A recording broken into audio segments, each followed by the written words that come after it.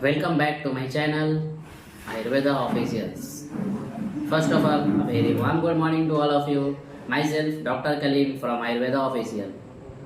आइए आज आपको बताते हैं BAMS कोर्स के बारे में। क्या है इसका ड्यूरेशन, क्या है, कौन से कोर्स है, किस लेवल का कोर्स है, इसके बारे में क्या पढ़ना है, क्या करना है, और उसके बाद एडमिशन लेने का प्रोसेस क्या है, इसके लिए एलिजिबिलिटी क्राइटेरिया क्या है, कि क्या एलिजिबल हैं हम BAMS में एडमिशन लेने के लिए, नहीं है, ये सारी डिटेल्स आपको इस वीडियो में बताने जा रहा हूँ। बहुत ही इंटरेस्टिंग वीडियो होने वाली है। बहुत सारी क्वेरी आ रही थी, सर ये बताओ हम मिडिल क्लास फैमिली से है, हमारी नीट नहीं हुई, सिलेक्शन नहीं हुआ हमारा, तो अब क्या करें। तो बेटा घबराने की ज़रूरत नहीं है। क्यों?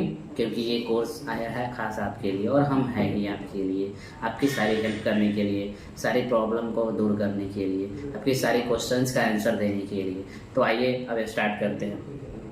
सबसे पहले देखते हैं कि ये जो BAMS है इसका फुल फॉर्म क्या होता है। तो इसका फुल फॉर्म होता है bachelor of Ayurvedic medicine and surgery. Bachelor of Ayurvedic medicine and surgery full form होता है। अब कहते हैं कि ये कौन से लेवल का कोर्स है। तो ये जो हमारा है वो अंडर ग्रेजुएशन यानी UG लेवल का कोर्स है, और डिग्री कोर्स है, यानी डिग्री मिलेगी आपको, UG लेवल की डिग्री कोर्स है।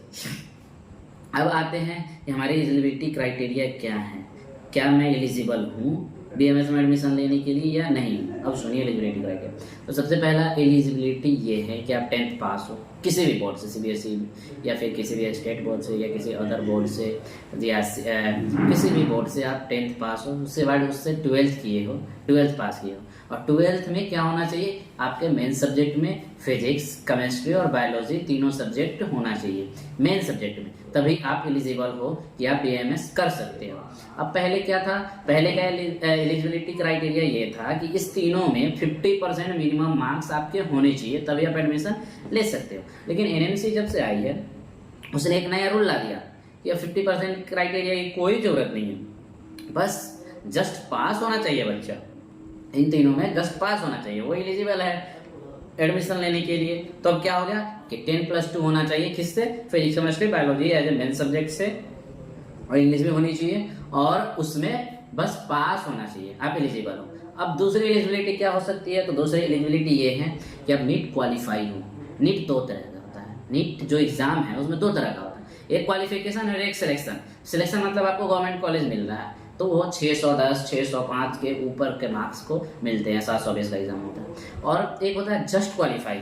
तो जहाँ तक हम बात करते हैं क्वालिफाई का, तो क्वालिफाई पिछले साल का अगर देखिए तो 119 जनरल का था और 109 OBC का था। लेकिन इस बार का उम्मीद है, आपको इस बार का बता देना, एक्सपेक्टेड कट ऑफ जो जा रही है वो जा रही है 115 से लेके 125, ये है जनरल की, जो जनरल में आते हैं।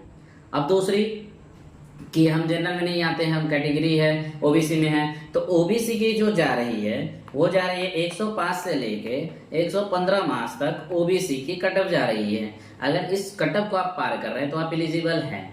अगर जो जनरल वाले हैं वो 120 प्लस मार्क्स लाते हैं, 115 प्लस मार्क्स लाते हैं, 115 से 125 की एक्सपेक्टेड कटअप है, तो इतना मार्क्स अगर आप ले करके आते हैं तो फिर आप क्वालिफाइड है, यानी आप एलिजिबल है BAMS में एडमिशन लेने के लिए।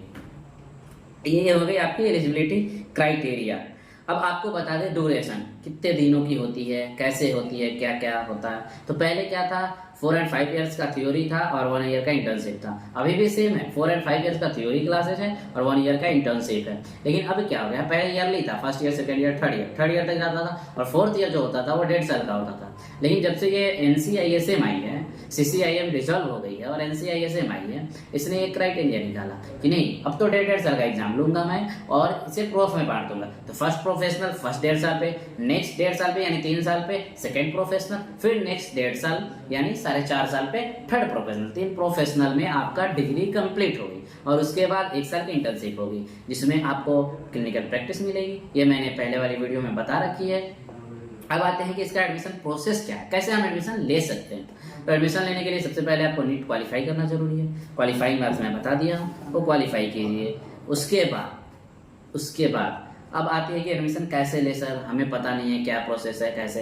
तो इसकी सिंपल सी 2 प्रोसेस होती है। एक होती है 15% गवर्नमेंट सीट के लिए जो पूरे ऑल ओवर इंडिया में होती है, तो AA CCC वो कराती है।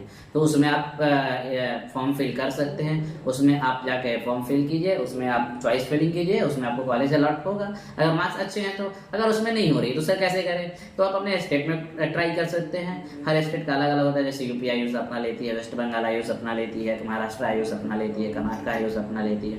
तो वहाँ पे आप फॉर्म फिल कीजिए, वहाँ पे चॉइस फिलिंग कीजिए, वहाँ पे आपके मार्क्स के अकॉर्डिंग कॉलेज मिलने वाले होंगे तो मिल जाएंगे।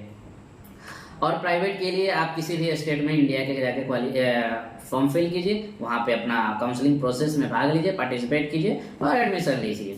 अब आती है बात कि सर हमें तो पता ही नहीं है कैसे कैसे होता है, तो इसी पता को बताने के लिए तो हम आपके सामने आए हैं, इसी को सॉल्यूशन निकालने तो आए हैं। इसकी सॉल्यूशन के लिए हमारे चैनल्स को सब्सक्राइब कीजिए, लाइक कीजिए और शेयर कीजिए, बेल आइकन दबा लीजिए, क्योंकि हर लेटेस्ट अपडेट आपको बताता रहूँगा। अब आती है बात कि सर काउंसलिंग कैसे करें, तो काउंसलिंग के लिए हमारी पूरी एक टीम बैठी हुई है आपकी हेल्प के लिए।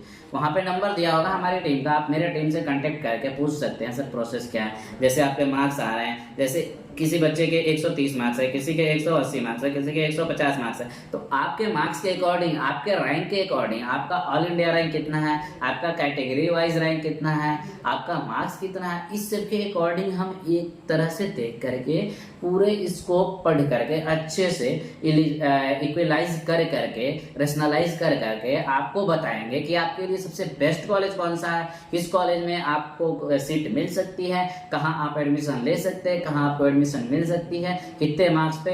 इन सब के गाइडेंस के लिए हमारी पूरी टीम है, तो उन टीम से आप हेल्प ले सकते हैं। वहाँ पे नंबर दी रखी है। और उसके बाद अगर वो भी करनी है तो हमारी एक डिस्क्रिप्शन में, चैनल के डिस्क्रिप्शन में आपको दिख रही होगी ऐप लिंक, हमारी ऐप भी है आयुर्वेदा ऑफिशियल नाम से। तो वहाँ पे आप जाके अपना फॉर्म फिल कीजिए। वहाँ पे कोर्स लॉन्च किया है हमने, काउंसलिंग कोर्स 2 तरह का है, एक पेड काउंसलिंग, एक सेमी पेड काउंसलिंग, एक फ्री काउंसलिंग।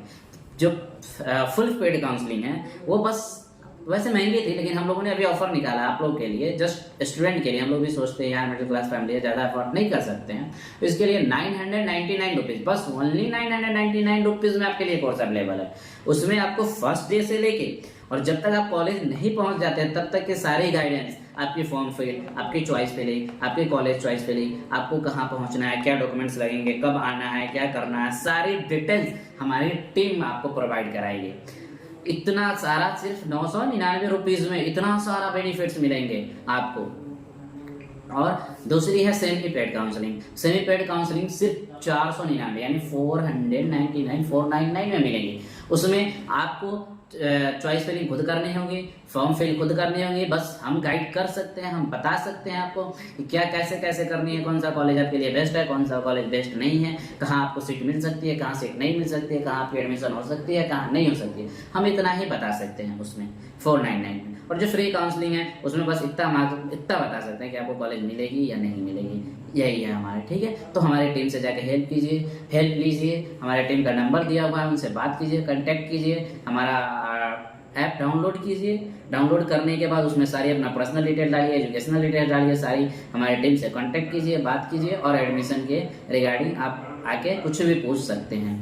रही बात कि हमारे चैनल की, तो यार हमारा प्लीज़ आप लोग लाइक शेयर एंड सब्सक्राइब कर देना हमारे चैनल को और बेल आइकन जरूर दबाना, क्योंकि आगे के वीडियो में ना हम सारे लेटेस्ट अपडेट आपको देते रहेंगे। जैसे नेक्स्ट वीडियो में आने वाली है कि ऑल इंडिया में टॉप 10 कॉलेज कौन सा है, या यूपी में टॉप 10 कॉलेज कौन सा है, महाराष्ट्र में टॉप 10 कॉलेज कौन सा है, कौन सा कॉलेज आपके लिए बेस्ट होगा, कौन सा कॉलेज बेस्ट नहीं होगा, कहाँ एडमिशन लेना है, क्या करना है, वो सारी डिटेल आपको मिलती रहेंगी। तब तक के लिए बाय, धन्यवाद। मिलते हैं फिर नेक्स्ट वीडियो में। जब